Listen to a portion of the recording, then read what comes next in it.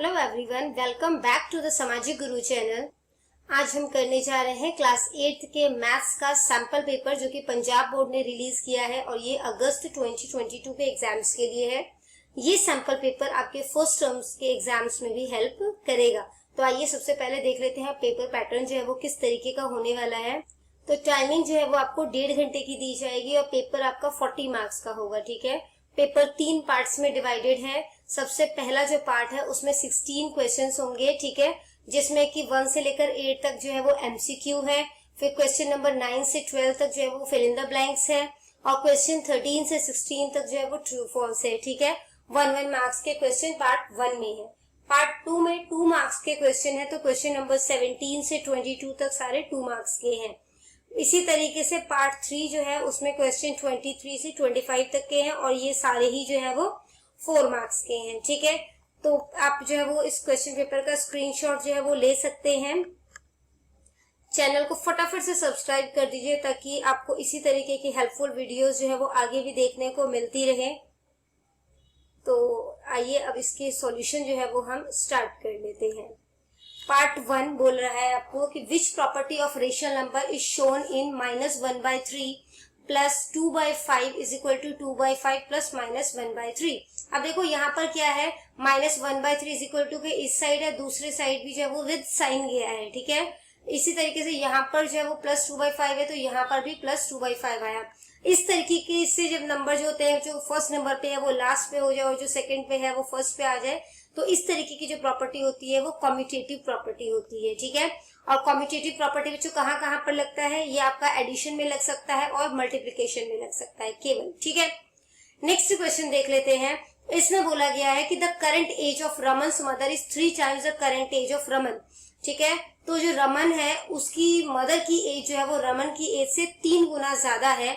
If the current age of the mother is 27 years, अगर जो रमन की मदर है वो इस टाइम 27 ईयर्स की है तो रमन की करंट एज जो है वो कितनी होगी। ठीक है, तो इसमें अब हम क्या कर रहे हैं, रमन की एज हम लोग मान लेते हैं कि रमन जो है वो x ईयर का है। ठीक है, तो रमन की मदर जो है अकॉर्डिंग टू कैसे वो क्या बोला 3 टाइम्स है, तो रमन की मदर जो है वो कितनी हो जाएंगी 3x हो जाएंगी।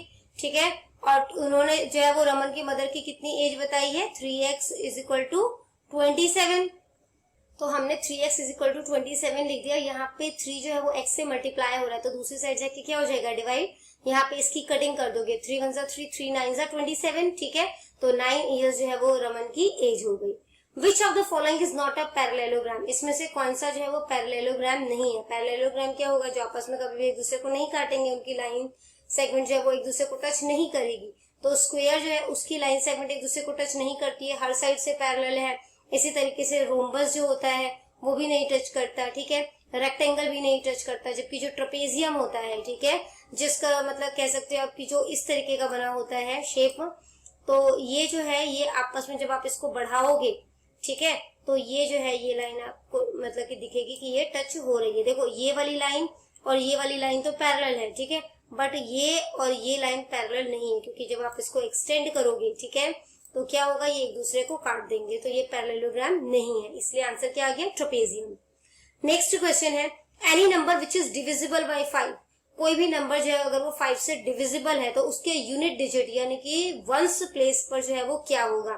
तो क्या होता है, देखो 5 1 जा 5, 5 2 जा 10, तो फर्स्ट मतलब यूनिट प्लेस पे क्या आ रहा है, या तो 0 आ रहा है या 5 आ रहा है, तो आंसर हमारा आ गया 0 और 5। ठीक है, इसी तरीके से नेक्स्ट क्वेश्चन बोला गया है कि if a number is divisible by 2, अगर एक नंबर जो है वो 2 से डिविजिबल है तो which of the following digits can not be a unit digit of this number, तो कौन सा नंबर जो है वो यूनिट डिजिट पर नहीं हो सकता। ठीक है, अब देखो अगर 23 है तो यूनिट डिजिट पर इसका कौन सा नंबर है, यहाँ पे 3 हुआ। ठीक है, 3 क्या 2 से डिविजिबल होता है, नहीं होता, तो हम कह सकते हैं कि 2 से डिविजिबल वही नंबर होंगे जिनके यूनिट प्लेस पर जो है वो क्या क्या आ सकता है, 0 2 4 6 8। ठीक है, तो इसने पूछा है ऐसा कौन सा नंबर नहीं हो सकता, इसलिए हमने आंसर जो है वो 1 किया। ठीक है, नेक्स्ट स्लाइड पे देखते हैं। नेक्स्ट क्वेश्चन आपसे बोला गया है, if A and B are different number in the given figure, अगर ये जो आपको दिया गया है इसमें ए और बी जो है ये अलग अलग नंबर है, ठीक है, तो आपने जो है वो बी की वैल्यू जो है वो फाइंड आउट करने की बी की वैल्यू कितनी है। अब ऐड हो रहा है ये तो हमें पता चल रहा है, ठीक है, तो हमने क्या किया यहाँ पर कि 5 में कितना ऐड करोगे, अब देखो 5 में कुछ भी ऐड कर लोगे 2 तो नहीं बना सकते, तो ये 12 बनेगा हमारा, ठीक है। तो a कितना हो गया हमारा 7, अगर मैंने a को 7 बना दिया तो ये 7 में 5 प्लस किया तो 12 बन जाएगा। अब 12 बना तो 1 कैरी भी आ जाएगा, ठीक है। तो 3 4 5 6, तो b जो है वो मेरा कितना आ गया 6 आ गया, ठीक है। नेक्स्ट क्वेश्चन देख लेते हैं, बोल रहा है which quadrilateral has equal sides and diagonals as well as its diagonals bisect each other. कौन सा क्वाड्रिलेटरल है जिसकी, यहाँ पे बच्चों एक वर्ड छूट गया है, ये होगा अपोजिट इक्वल साइड्स, ठीक है, जिनकी की अपोजिट जो साइड्स होती है वो इक्वल होती है, ठीक है। और डायगोनल जो है वो भी कह रहा है कि वो एक मतलब कि इक्वल है और एक दूसरे को काट रहे हैं। तो ऐसा कौन सा शेप हो सकता है, स्क्वायर की तो सारी साइड्स इक्वल होती है, ठीक है, जबकि अपोजिट साइड की बात करें तो वो किस में इक्वल होती है, रेक्टेंगल में होती है, ठीक है। इसके डायगोनल्स जो होते हैं वो भी जो है वो एक दूसरे को काटते हैं, और जो मतलब उनकी लेंथ होगी वो डायगोनल्स की वो भी इक्वल होगी, तो आंसर आपका रेक्टेंगल आ जाएगा। नेक्स्ट है if a is the digit in the given figure, अगर a जो है वो कोई एक नंबर है तो आपने a को फाइंड आउट करना है, ठीक है। तो अब देखो यहाँ पे हम क्या लगा सकते हैं, अगर मैं 1 लगाऊंगी, ठीक है, हमें जो जो ऑप्शन दिया हम उसके अकॉर्डिंग करते हैं। तो हमें कोई ऐसा नंबर ढूंढना है जो उसको मल्टीप्लाई करने पर वही नंबर आ जाए यूनिट प्लेस पर, ठीक है। तो या तो 1 हो सकता है। नेक्स्ट ऑप्शन दिया है हमें 3, अगर 3 को 3 से मल्टीप्लाई करूंगी तो 9 होगा, बट वही नंबर आना चाहिए क्योंकि यहाँ पर भी a लिखा है तो ये नहीं हो सकता। इसके बाद हम देखते हैं 6 6 जा 36, तो 6 आ सकता है यहाँ पर, 9 9 जा 81, तो 9 भी नहीं आ सकता है, ठीक है। अब अगर 1 को करके देखते हैं, 1 को 1 से मल्टीप्लाई करोगे तो यहाँ पे क्या आ जाएगा 1 आ जाएगा, और ये भी 1 हो जाएगा, बट ये तो 9 है, तो हमारे पास ऑप्शन क्या बचा 6। तो अब हम करके देखते हैं, यहाँ पे हमने जो है वो 16 लिखा, 16 को जब हमने 6 से मल्टीप्लाई किया, ठीक है, तो यूनिट प्लेस पर भी वही नंबर आ गया, 6 6 जा 36 6, और यहाँ पर जो है वो क्या आ गया आपका 3, 6 1 जा 6, 6 प्लस 3 9, तो आपका आंसर कितना आ गया 96, ठीक है। तो यहाँ पर हमारा आ गया, तो हमें a की वैल्यू क्या पता चली कि a की वैल्यू जो है वो 6 है। नेक्स्ट क्वेश्चन देखते हैं, इसमें आपको बोला गया, ये फिल इन द ब्लैंक्स है, इसमें आपको बोला गया कि the number 2z35 is completely divisible by 9। ये जो नंबर आपको दिया गया है ये 9 से कम्प्लीटली डिविजिबल है। Then what is the value of z, तो z की वैल्यू क्या होगी। तो बच्चों 9 का डिविजिबल कैसे हम पता करते हैं, इन सारे नंबर्स को ऐड कर देंगे, ठीक है। अगर ये 9 से डिवाइड हो जाएगा तो ये मतलब कि 9 का डिविजिबल है। तो हम देख लेते हैं, यहाँ पे हमने लिख दिया, देखो यहाँ पे 2 और ये 3 है, 2 3 कितना हो गया 5, 5 प्लस 5 10, 10 में कितना कम पड़ रहा है हमें कि 9 का डिविजिबल बन जाए, 8 कम पड़ रहा है, उस z को हम 8 मान लेते हैं, तो ये कितना बन गया इसका टोटल 18, 18 जो है वो 9 का डिविजिबल होता है, तो ये जो है वो डिवाइड हो जाएगा, तो आंसर हमारा क्या आ गया 8, ठीक है। नेक्स्ट क्वेश्चन है the multiplication of -7/8 and 4/21 is, तो -7/8 और 4/21 का मल्टीप्लीकेशन जो है वो क्या होगा। देखो अब इसको हम करके देखते हैं, क्या है -7/8 मल्टीप्लाई 4/21, ठीक है। तो इसको जो है ना आप लंबे प्रोसीजर से मत करना कि पहले आप मल्टीप्लाई कर रहे हो फिर आप उसको डिवाइड कर रहे हो, क्योंकि 1 मार्क्स की क्वेश्चन और काफी टाइम कंज्यूमिंग हो जाएगा। 4 1 जा 4, 4 2 जा 8, ठीक है, और यहाँ पे क्या हो गया 7 3 जा 21, ठीक है, 7 1 जा 7, 7 3 जा 21, तो ऊपर जो है वो मल्टीप्लाई करने पर हमारा क्या आंसर बन गया -1, और नीचे जो डिनोमिनेटर है वो क्या आ गया हमारा 3 2 जा 6, तो आंसर हमारा क्या आ गया -1/6। तो नेक्स्ट क्वेश्चन है द सम ऑफ ऑल, यहाँ पे एंगल्स आएगा, ठीक है, all angles of a quadrilateral, quadrilateral के सारे एंगल्स को जो है जब आप ऐड कर दोगे वो कितने डिग्री का होगा, वो 360 डिग्री का होगा, ठीक है, यहाँ पर जो है वो एंगल कर लेना। नेक्स्ट है opposite angles of a parallelogram are always, oppose जो पैरेललोग्राम है, जैसे स्क्वायर जो है वो भी पैरेललोग्राम है, रेक्टेंगल है वो भी पैरेललोग्राम है, तो इसका जो अपोजिट एंगल्स होते हैं वो हमेशा जो है वो इक्वल होते हैं, ठीक है। नेक्स्ट है the solution of the equation, इस इक्वेशन का सॉल्यूशन जो है वो मतलब x इज इक्वल टू 3 है, तो करके देख लेते हैं। x की वैल्यू जो है वो हमने 3 रखनी है, ठीक है, तो 3 जो है वो 3 से मल्टीप्लाई हो रहा है, तो 3 3 जा 9, 9 में 5 प्लस किया तो कितना हो जाएगा, सोचो 14, ठीक है, 14 जो है वो क्या वो 23 के इक्वल है, नहीं है, तो ये आंसर हमारा फॉल्स आ गया। नेक्स्ट बोल रहा है आपको every square is also a rectangle, कि जितने भी स्क्वायर होते हैं वो सब जो है वो रेक्टेंगल है। ठीक है, तो ये सही है। अब क्यों सही है, देखो जितने भी अपोजिट साइड्स होते हैं इसके वो इक्वल है, ठीक है, और जितने भी एंगल्स हैं वो भी इक्वल है, तो इस हिसाब से ये ठीक है। लेकिन बच्चों अगर आपको एग्जाम में क्वेश्चन आता है कि every rectangle is a square, तो ये फॉल्स होगा। ठीक है, क्योंकि जरूरी नहीं है कि जितने भी रेक्टेंगल हुए वो सारे जो है वो स्क्वायर हो। नेक्स्ट आ जाता है if a number is divisible by 3, अगर एक नंबर जो है वो 3 से डिविजिबल तो वो 9 से भी डिविजिबल होगा, तो ये हर कंडीशन में तो नहीं हो सकता। अब जैसे 6 नंबर है, ठीक है, वो 3 से डिविजिबल बट 9 से नहीं है। इसी तरीके से 15 है, वो 3 से डिविजिबल है बट 9 से नहीं है, तो इसका आंसर फॉल्स आएगा। ठीक है, नेक्स्ट बोला गया है आपको -7/19 is the additive inverse of 17/19, कि ये इसका एडिटिव इनवर्स है। बच्चों एडिटिव इनवर्स में बस साइन चेंज होता है। ठीक है, यहाँ पे तो इन्होंने नंबर ही चेंज कर दिया, -7 को 17 बना दिया है, तो ये फॉल्स है। ठीक है, नेक्स्ट जो है वो आपका आ जाता है पार्ट 2।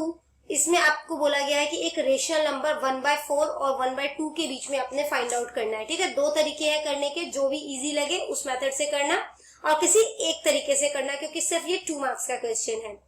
तो पहला तरीका क्या है, आपने जो है वो एक रेशनल नंबर निकालना है, तो आपने उस 1/1 को जो है वो मल्टीप्लाई कर दिया, तो यहाँ पे क्या आ गया 1/4 और यहाँ पे क्या आ गया 2/4। अब एक नंबर को हमने 1 से किया है, दूसरे को 2 से किया। ऐसा क्यों किया, ताकि डिनोमिनेटर जो है वो हमारा इक्वल हो जाए। ठीक है, अब हमने डिनोमिनेटर इक्वल कर लिया, इसके बाद जो है हमें एक रेशनल नंबर निकालना है, तो जितना भी बच्चों हमें रेशनल नंबर निकालना होता है उसमें 1 ऐड कर देते हैं। ठीक है, तो 1 + 1 2 हो गया, तो इनको हमने 2 से मल्टीप्लाई कर दिया। ठीक है, तो 2 × 1 = 2, 4 × 2 = 8, 2 × 2 = 4, 4 × 2 = 8, तो यहाँ जो बीच का नंबर है 2/8 और 4/8 के बीच में 3/8, वो इसका सोल्यूशन हो गया। ठीक है, दूसरा तरीका है मीन मेथड के थ्रू। इसमें क्या करते हैं हम लोग, जो भी 2 नंबर दिया है हमें उसे हमने प्लस कर देना है और डिवाइड कर देना है 2 से। ठीक है, तो यहाँ पे जो है सबसे पहले हमने एलसीएम लिया, 4 और 2 का एलसीएम लोगे तो 4 आ जाएगा। 4 में क्या मल्टीप्लाई किया कि मतलब 4 आया, तो 1 किया, तो 1 से ही मल्टीप्लाई कर दिया हमने, तो 1 आ गया। प्लस में इस 2 में क्या मल्टीप्लाई किया कि ये 2 जो है वो बदलकर 4 हो गया, तो 2 मल्टीप्लाई किया होगा, तो ऊपर भी हमने जो है वो 2 से मल्टीप्लाई कर दिया, तो क्या बन गया 2 × 1 = 2। ठीक है, इसके बाद 2 + 1 कितना हो गया 3 और 4 जो है 4 आ गया। अब 2 जो है वो डिवाइड हो रहा है, तो इसका क्या होता है, जब हम मतलब इसको रेसिप्रोकल कर देंगे तो ये मल्टीप्लाई हो जाएगा। हमने रेसिप्रोकल कर दिए तो 1/2 आ गया। ठीक है, अब इसको जो है वो 3 × 1 = 3, 4 × 2 = 8, तो हमारा आंसर क्या आ गया 3/8। ठीक है, दोनों ही मेथड से आंसर जो है वो सेम ही आया हमारा। अब नेक्स्ट क्वेश्चन देख लेते हैं हम। इसमें आपको बोला गया है कि आपने x और y की वैल्यू जो है वो फाइंड आउट करनी है। ठीक है, तो क्या किया हमने, यहाँ पे हमें पता है गन्स जो है वो एक पैरेललोग्राम में गिवन है, तो हमें है ना, और इसके अपोजिट साइड्स जो है, ठीक है, यानी कि ये जो 26 है वो 3y - 1 के इक्वल होगी, ये जो 18 है ये 3x के इक्वल है। तो सबसे पहले हमने 3x = 18 लिख दिया। यहाँ पे 3 जो है वो मल्टीप्लाई हो रहा है x से, तो उधर क्या हो जाएगा डिवाइड हो जाएगा। 18/3 = कटिंग कर दोगे इसकी। ठीक है, तो 6 × 3 = 18 होता है, तो आंसर कितना आ गया 6 आ गया, यानी कि x की वैल्यू कितनी है 6 है। ठीक है, इसी तरीके से ये दोनों जो है वो भी जो है वो अपोजिट साइड्स इक्वल है, तो 3y - 1 जो है वो भी 26 के इक्वल होगा। -1 है, उधर जाके क्या हो जाएगा +1, तो 3y = 27 आ गया। y = 27, 3 मल्टीप्लाई हो रहा है, उधर जाके क्या हो जाएगा डिवाइड, तो कटिंग हो जाएगी इसकी, 3 × 9 = 27, तो y की वैल्यू क्या आ गई हमारी 9।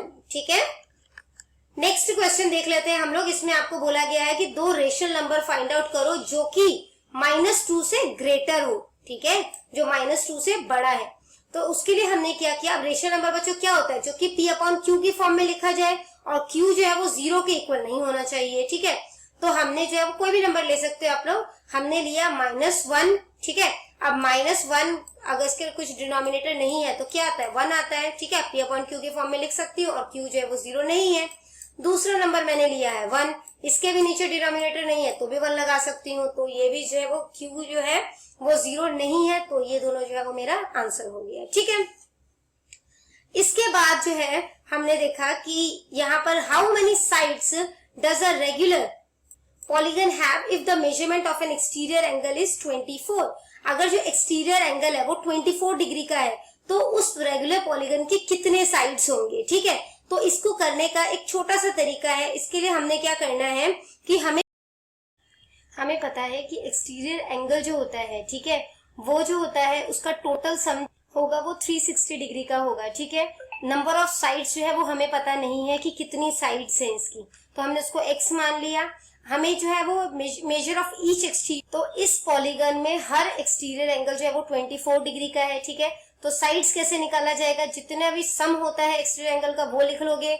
एक एक्सटीरियर एंगल या कह सकते हो कितने एक्सटीरियर एंगल जो है मतलब उसका मेजर क्या है, उसका नाप क्या है। ठीक है, 24 डिग्री है वो लिख दिया, इन दोनों को डिवाइड करोगे तो 15 आ गया। ठीक है, तो ये रेगुलर पॉलीगन की साइड कितनी है, 15 साइड्स है। समझ में आ गया।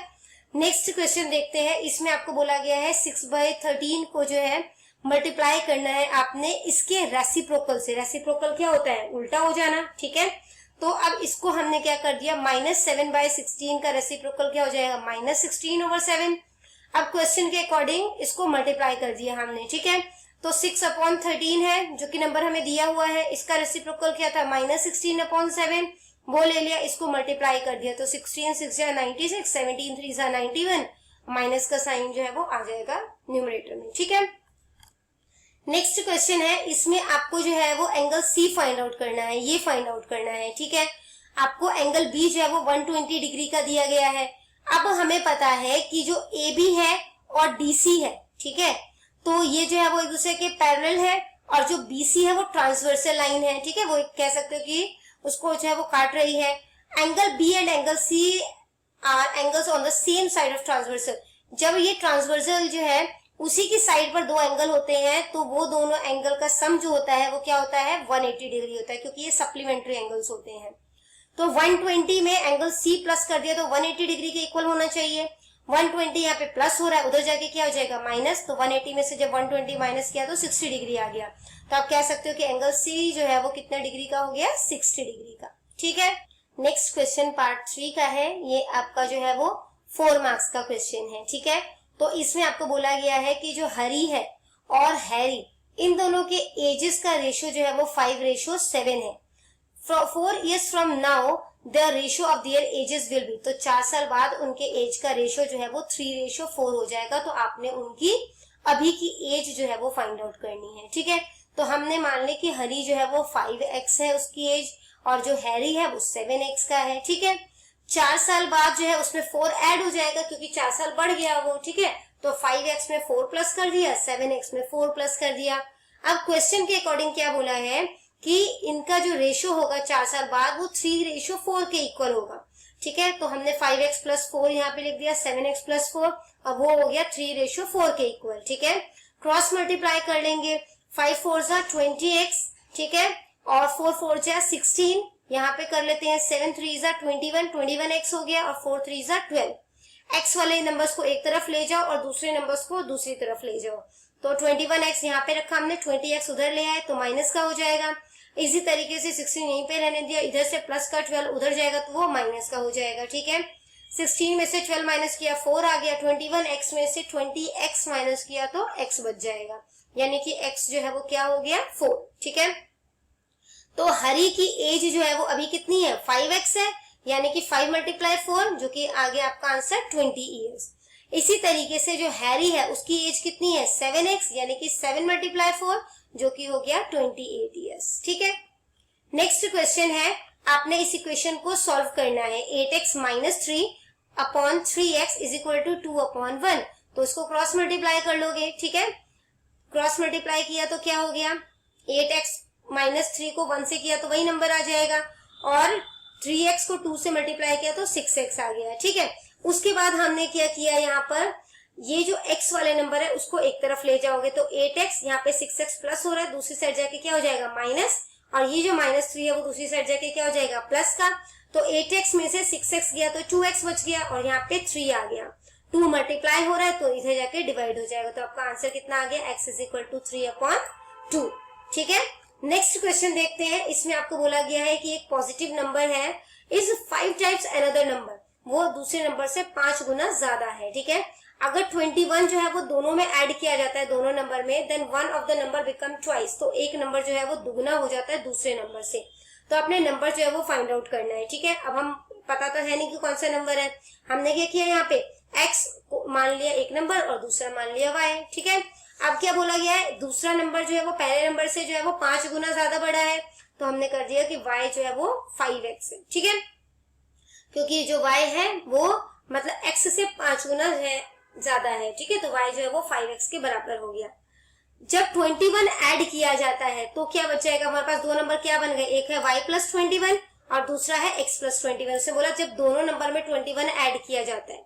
ठीक है, अब हमें पता है कि y जो है वो 5x के इक्वल है, तो हमने जब इन दोनों को ऐड किया, पहले मैं यहाँ पे सिंपल से आपको बता दूं, y प्लस 21 रखा इज इक्वल टू, क्वेश्चन के अकॉर्डिंग क्या है, जब दोनों को ऐड किया जाता है तो जो नंबर है, पहला नंबर है वो उसका डबल हो जाता है। ठीक है, तो वहां पे 2 लिख दिया और यहाँ पे x प्लस 21 हो गया। ठीक है, इसके बाद क्या बोला, y जो है वो क्या है, यहाँ पर 5x के इक्वल है, y की वैल्यू रिप्लेस कर दी 5x से प्लस 21।